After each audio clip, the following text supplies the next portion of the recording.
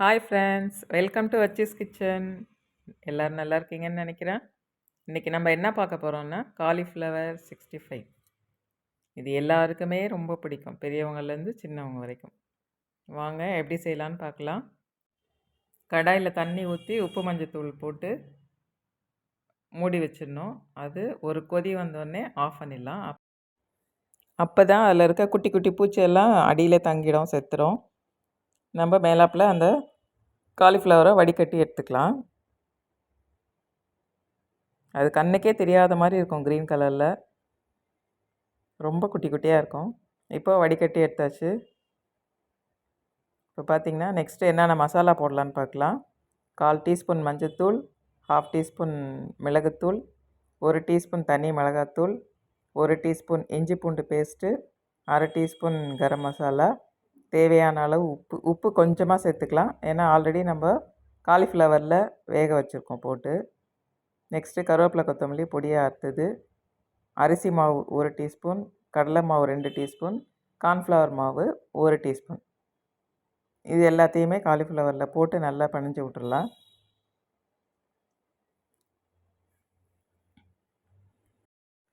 Friends, நம்ம சேனலை இன்னும் சப்ஸ்கிரைப் பண்ணலைன்னா பண்ணிக்கோங்க. நம்ம சேனலுக்கு சப்போர்ட் பண்ணுங்கள் ப்ளீஸ். இப்போது எல்லாத்தையும் கொட்டி கிளறி விட்டுக்கலாம். நல்லா கிளறியாச்சு. இன்னும் கொஞ்சம் கடலை மாவு சேர்க்கலாம் அப்படின்னு நினைக்கிறேன். 1 டீஸ்பூன் ஃபுல்லாக கடலை மாவு சேர்த்துக்கிறேன்.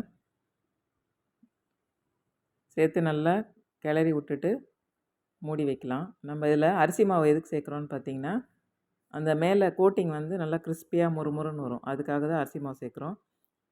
ரொம்ப நிறையாவும் சேர்த்துடக்கூடாது. 1 ஸ்பூன் அளவு சேர்த்தா கரெக்டாக இருக்கும். 1 ஸ்பூன் நிறையா சேர்த்துக்கலாம். ஓகே, இப்போ மூடி வச்சிடலாம். 10 நிமிஷம் ஆயிடுச்சு. கடாயில் எண்ணெய் ஊற்றிக்கலாம். நல்லா சூடானோடனே நம்ம கலந்து வச்ச காலிஃப்ளவரை எடுத்து போடலாம். எண்ணெய் சூடாயிடுச்சு. இப்போ காலிஃப்ளவரை நல்லா உதிர்த்து விட்டு போடணும்.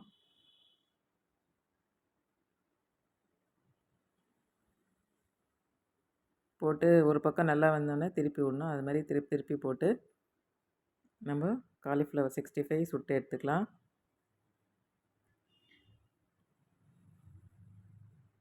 இது குழந்தைங்களுக்கு ஈவினிங் ஸ்நாக்ஸாகவும் கொடுக்கலாம், லஞ்ச் பாக்ஸில் சைட் டிஷ்ஷாகவும் கொடுக்கலாம். நம்மளும் சைட் டிஷ்ஷாக எடுத்துக்கலாம். இது எல்லாத்துக்குமே சூட் ஆகும். தயிர் சாதம், சாம்பார் சாதம், எல்லா சாப்பாட்டுக்குமே சூட் ஆகும். வெரைட்டி ரைஸ் எல்லாத்துக்குமே சூட் ஆகும்.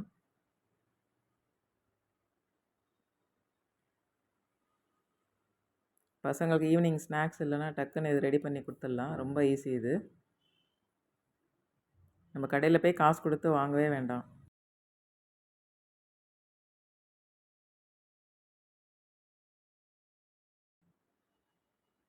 இப்போது நல்லா மொறுமொறுன்னு வெந்துருச்சு பாருங்கள். ஃப்ரெண்ட்ஸ், இப்போ பாருங்கள் எவ்வளோ கிறிஸ்பியாக மொறுமொறுன்னு இருக்குது. நீங்களும் இதுமாதிரி செஞ்சு அசத்துங்க. நெக்ஸ்ட் வீடியோவில் பார்க்கலாம். பாய்.